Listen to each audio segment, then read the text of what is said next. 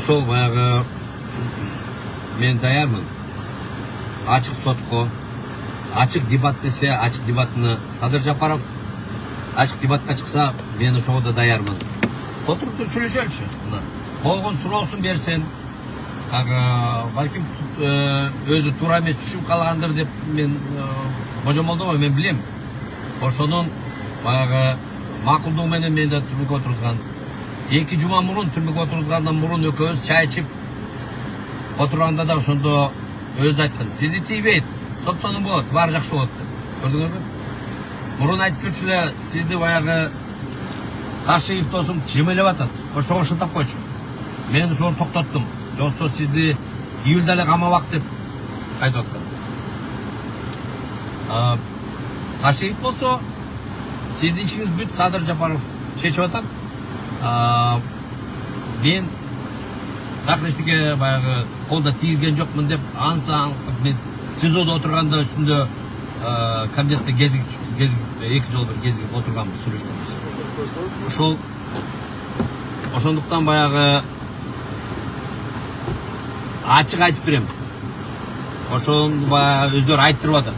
Ана жок. Оду турмап баягы калп айтып, анан Кумторду мен алдым деп эле, ошон үчүн баягы четин айтып бере атпайм. Кумторду алыш үчүн баягы ичине билим керек, тажрыйба керек. Чет мамлекеттеги иштегенде англисче сүйлөп жок дегенде туура компания алып келип, ушулар менен туура сүйлөшүп.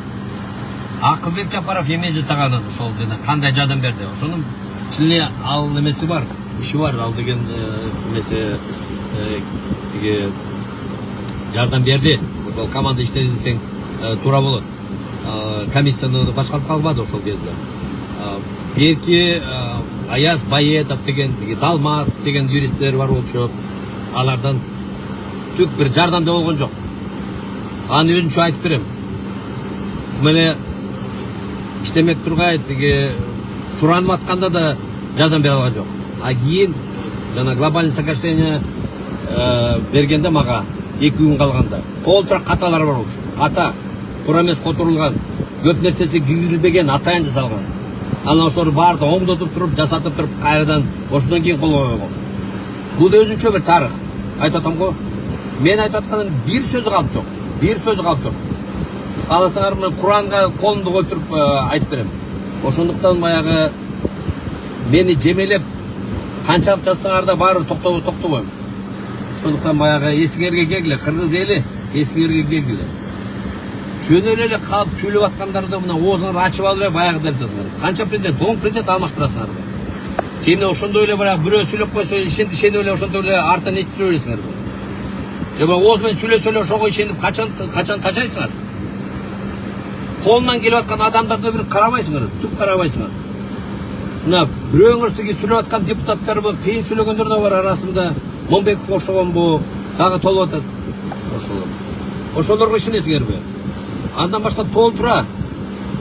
Анан баары тең эле ошо бир айтып койсо эле, ой бул кыйын экен депчи. Сүйлөгөн сөз менен кыйын эмес. Баягы кыргыздарда илгертен айтып коймо. Көптү жашаган эмес, көптү көргөн жакшы билет. Ошол. Мен өзүмдү жалгыз айтып аткан жокмун. Биякта батышта дагы толгон жакшынакай кыргыздын жигиттери жүрөт. Ошо баарыбыз чогулсак, ошо Кыргызстанга жардам беребиз деген. Оюбузда президент болобу, же премьер-министр болобу деген кеп да жок. Түшүнбөй атасыңар. Жөн эле баягы Кыргызстанга кандай жасаш керек, ошо жардам берип, жок дегенде учакта отуруп алып консультация берип, Кыргыздын экономикасын оңдоп койсо болот. Жөн эле оңдоп койсо болот. Урдабай, откат бербей, Кытайларга, түрктөргө, эч кимге алдырбай, собственно иштеп кетсе болот. Мен ушу четинен айтып берейин деп атам силерге. Түшүнсөңөр. Менде жемелегенден баягы силерге оозуңарга акча түшпөйт. Сүйлөй бергиле, мактай бергиле, мейлиңер өзүңөр билгенче жана өкмөттү. Бирок мен айтып атам, баягы аягы жакшы менен бүтпөйт. Азыркы экономика кандай болуп атканын ушу четинен көрөсүңөр. Мен баш айтып берейинчи, мурунчу Кумтордун окуясынан 7 миң толуп атат дагы.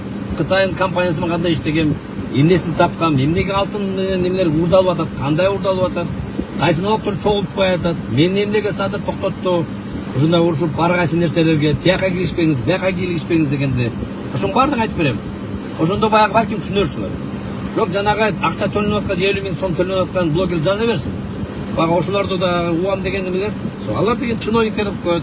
Аларга зарплата төлөп атат. Алар айласыз бирдеме жазыш керек. Күн сайын отчет беришет. Канча жаздың, хейтти, канча эмелерди деп тараттым деп.